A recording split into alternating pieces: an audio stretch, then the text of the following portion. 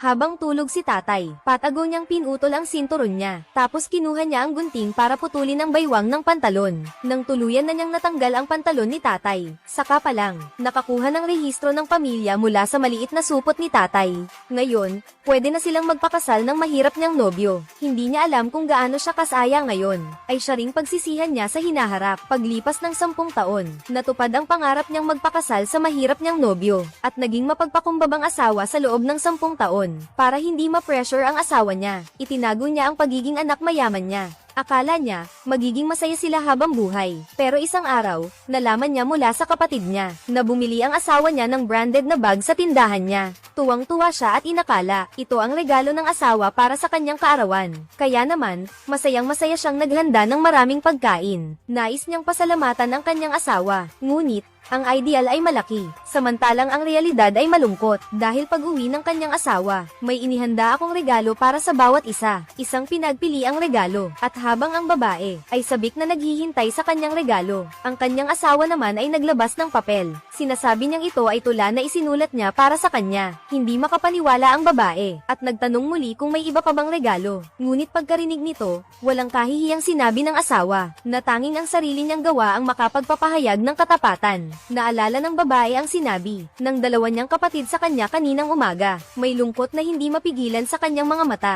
ngunit agad din na napansin niyang may kakaiba sa bagay na ito. Kaya naman, tinawagan niya ang kanyang kapatid. Pinapahanap niya ang mga record ng gastos ng kanyang asawa kamakailan. Mabuti na lang at hindi niya ito sinuri, dahil pagkasuri niya, parang gumuho ang mundo niya. Ang mga bag at alahas na binili ng asawa niya sa mga taong ito, ay nagkakahalaga ng milyon-milyon. Ang problema, hindi niya natanggap ang mga ito, at ang mga mamahaling gamit na ito, ay ibinigay lahat sa isang babaeng nagngangalang Shenyu. Mas hindi siya makapaniwala na, sa loob ng maraming taon nilang pagsasama, ang mga maliliit na palamuti na natanggap niya, ay mga libreng regalo lamang mula sa kanyang asawa para kay Shenyu. Hanggang sa sandaling ito, naintindihan ng babae, na ang kanyang mga sakripisyo sa loob ng maraming taon ay para sa kanya talaga. Sa pagkawala ng pag-asa, itinapon niya ang mga regalo, lahat sa basurahan. Pagkatapos, sa harap ng lahat, tinanong niya ang kanyang asawa, sino ba talaga ang babaeng ito na nagngangalang Shenyu? Nang marinig ito ng kanyang asawa, sa halip na magpaliwanag, tumawag pa siya para pagalitan ng tindahan sa pagbubunyag ng impormasyon ng customer. Hindi inaasahan, isang babaeng nakasuot ng mamahaling damit ang pumasok. Nang makita ang bag na dala nito, agad na napagtanto ang babae, na siya si Shenyu, na may problema sa kanyang asawa.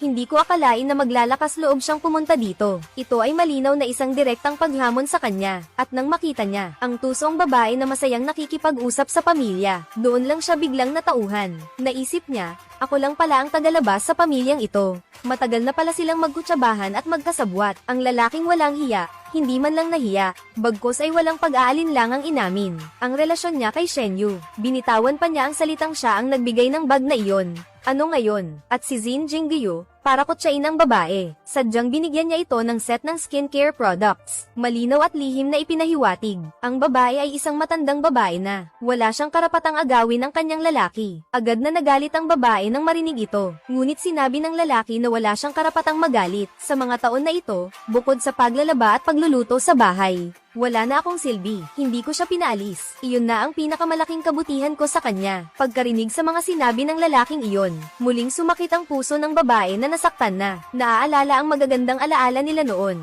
Ngunit ngayon, iba na ang lahat. Ang babaeng nagising na sa kanyang pag-ibig ay nagdesisyon na tuluyan ng tapusin ang sira-sirang kasal na ito. Pagkatapos, nagdala siya ng 2 baso ng alak para uminom ng 1 baso ng palm sa lalaking manloloko. Hindi inaasahang kusang lumapit ang babaeng mapanlinlang, at sinadyang ibuhos ang alak ng babae sa sarili niya. Nang makita ito, agad sinampal ng lalaking walang hiya ang babae hanggang sa matamba. Dahil dito, bumaon ng malalim ang basag na baso sa palad niya. Ang anak sa tabi ay hindi nag-alala. Sa halip, pinagtanggol mo ang babaeng tusong iyon. Sinabi mong hindi siya dapat narito, dahil nagpapasama siya sa lahat.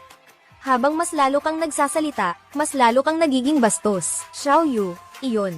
May una na akong maghatid sa iyo para magpalit ng damit, ha? Sige na.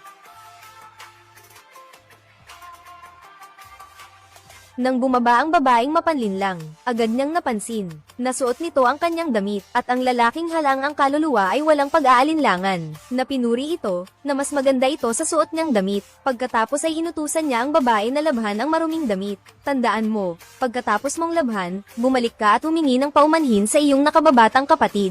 Ang nangyari ngayong araw, ipagpapalagay ko na lang na hindi ko na naalala. Hindi niya alam na ang babaeng matagal nang nawalan ng pag-asa, ay hindi na kailanman babalik sa malamig na tahanang ito. Pagkalabas niya, agad siyang tumawag sa kapatid niya. Sinabi niyang babalik siya para pamunuan ang kumpanya, at nang malaman ng kapatid niya ang kasamaan ng lalaki, agad siyang pumunta para ipaglaban ang katarungan. Ngunit sa susunod na segundo, pinigilan siya ng babae. Dahil sa kanyang puso, mayroon na siyang perpektong plano para sa paghihiganti sa bagong product launch ng lalaking iyon. Para bigyan siya ng malaking sorpresa, biglang nakatanggap ng tawag ang lalaking iyon. Ang investor na Ding Sheng Group ay nagsabing ayaw na nilang pondohan ang research and development ng kanyang mga bagong produkto. Agad na nataranta ang lalaki, ngunit agad na sinabi ng babae na ang estudyante niya ay manager ng Ding Sheng Group. Siguradong tutulungan niya siyang makuha ang puhunan. Pero hindi niya inakala na ang manager ay kapatid pala ng babae. Nang makita ng kapatid ng babae na tumawag ang babaeng si Sinjing, agad niya itong sinagot at sinabing aayusin niya ang pamumuhunan ng lalaking manloloko. Hindi niya alam na bahagi ito ng plano ng babae. Kung mas mataas ang pagkakapuri, mas malala ang pagbagsak. Sa isang iglap, dumating na ang araw ng press conference. Dumalo ang babae na nakasuot ng magarang damit bilang chairman ng grupo. Umalis na tayo.